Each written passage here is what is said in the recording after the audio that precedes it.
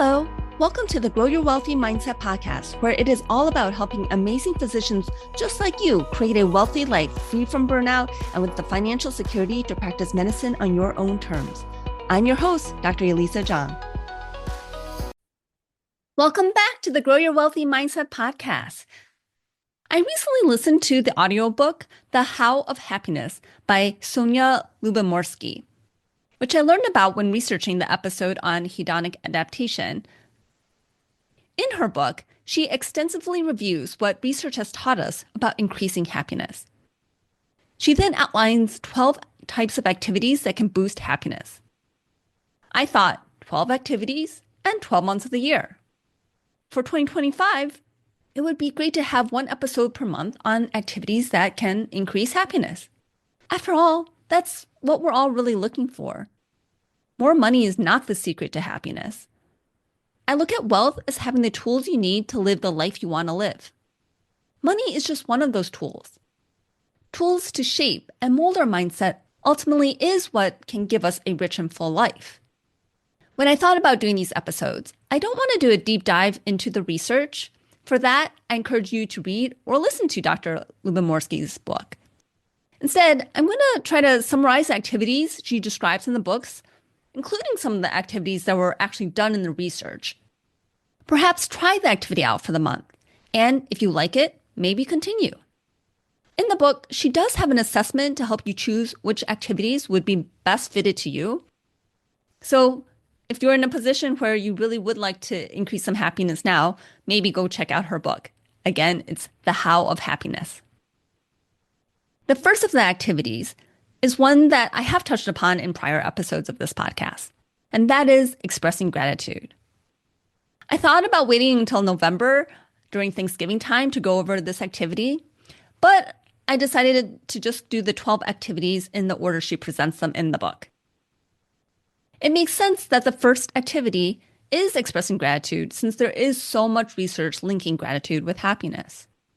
What you considered as gratitude may differ from somebody else. For some people, gratitude can look like acknowledging all the positive aspects of their life, no matter how small. This can be encapsulated in the phrase, count your blessings. This type of gratitude thinking promotes the savoring of positive life experiences. It is a way to get maximum satisfaction and enjoyment from your current circumstances. This ties into the idea that gratitude can be about mindfulness and being present. It may be taking notice of your current circumstances and how much worse they could be. Not taking for granted your current situation, which is a little different than looking at the positive. Appreciating that you can potentially decrease your desire to want more. Appreciating what you have can potentially decrease your desire to want more. When you are focusing and genuinely thankful and appreciative of what you have, you are less likely to focus on what you don't have. For others, gratitude is about appreciating others and showing that appreciation. That may be a simple thank you, or it may involve giving back in some way. Grateful people are more likely to help others. Being more aware of kind and caring acts leads people to feel compelled to reciprocate. Expressing gratitude in this manner can foster connections and strengthen relationships, which are also been shown to increase happiness. Gratitude can look like noticing how much you've accomplished, as well as the people who helped you to achieve those accomplishments.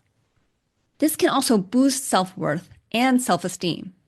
When we focus on accomplishments, we shift our focus away from failures and disappointments. Again, shifting our attention to more positive things. There have been many studies on gratitude that have been linked to mental and physical health rewards. Let's talk about some of the activities to increase expression of gratitude. In one research study, participants were asked to write down 5 things for which they are thankful for once a week for 10 weeks in a row. The control group was asked to think about 5 daily hassles or 5 major events that occurred to them. Relative to control groups, participants who expressed gratitude tended to feel more optimistic and more satisfied with their lives. There also appeared to be health benefits since they reported having fewer physical symptoms such as headache, coughing, or nausea, and spend more time exercising. You could try doing the same activity, writing 5 things you're grateful for once a week for the next 10 weeks. You could also shake things up by writing 1 thing you're grateful for every day, or otherwise changing the number of things you write and how frequently you do so. You can choose where to write, whether it's in a journal where no one else would see it, or you can post it to social media and spread the message of gratitude. In the Empowering Women Physician Facebook group, there's someone who's been making a gratitude post every day for over a year, and I think at this point multiple years. She continues to do it regularly. She posts what she's grateful for that day and asks others what they're grateful for, encourages them to comment and post their gratitude.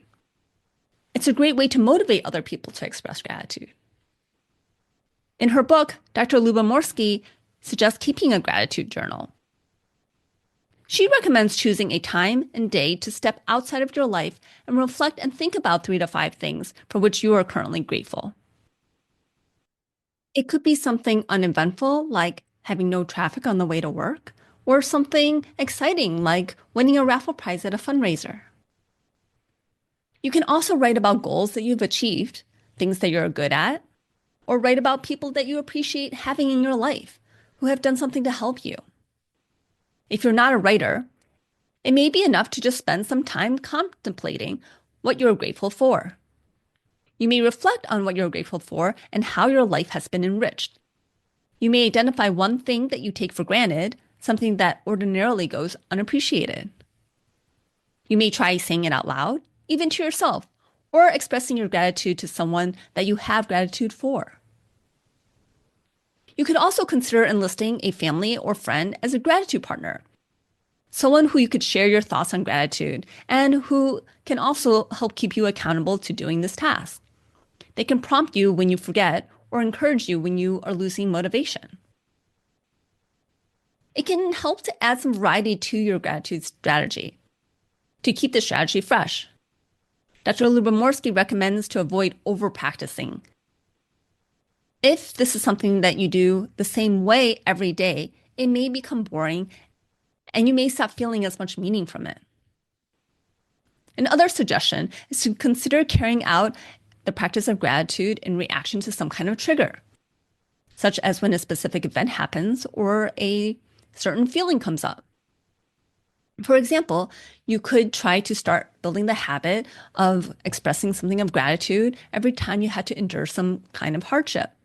This could be something you do whenever you find yourself stuck in traffic. You could do it in response to feeling angry, frustrated, or bored.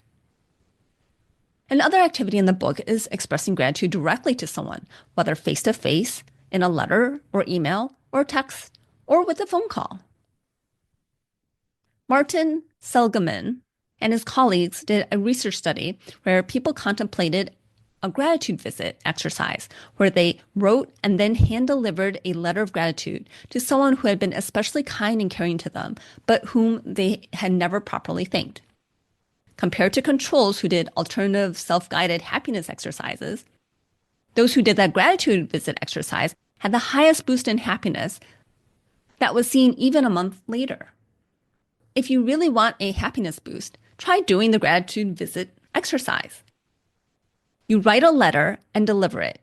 You could go a step further and read it out loud to a person on a special day, like their birthday, or an anniversary or holiday. Or it can just be any random day. In the letter, describe in detail what he or she did for you and exactly how it affected your life.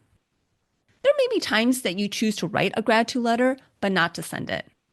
Simply writing the letter, even if it's never delivered, has still been shown to produce substantial boost in happiness, according to the research. Consider reaching out to someone who helped you in the past, but whom you haven't connected with in a while. A previous teacher, mentor, coach, coworker, or a supervisor. Those are the exercises for expressing gratitude in The How of Happiness by Sonja Lynbomirsky. I hope you enjoyed this episode, and if you would like to increase the happiness in your life, I encourage you to spend this month trying out some of these exercises. Dr. Lynbomirsky even wrote in her book that although she researches happiness and knows a lot of the activities that cause other people to increase happiness, In the process of writing the book, she found herself really doing more of those activities. Even now, you can pause this podcast episode and just take a moment to think about what you're grateful for in your life right now. If you're listening to this while driving somewhere, you may be grateful that you have a working car that drives well, that's comfortable. We all have things to be grateful for in our life, but a lot of times we don't spend the time to actually think about all the good things that we currently have. I'm grateful for you for being a listener of the Grow Your Wealthy Mindset podcast. Have a wonderful week, and I'll be back next week with another episode of the Grow Your Wealthy Mindset podcast. If you enjoyed this episode, I would love it if you could share it with your friends and colleagues. And now for the disclaimer. I am not a certified financial planner, accountant, or attorney, and nothing I say should be construed as professional investment, tax, or legal advice. This show is primarily for your education and entertainment. I am a physician, but I'm probably not your physician. So if you need any medical advice, please contact your own physician. Thank you.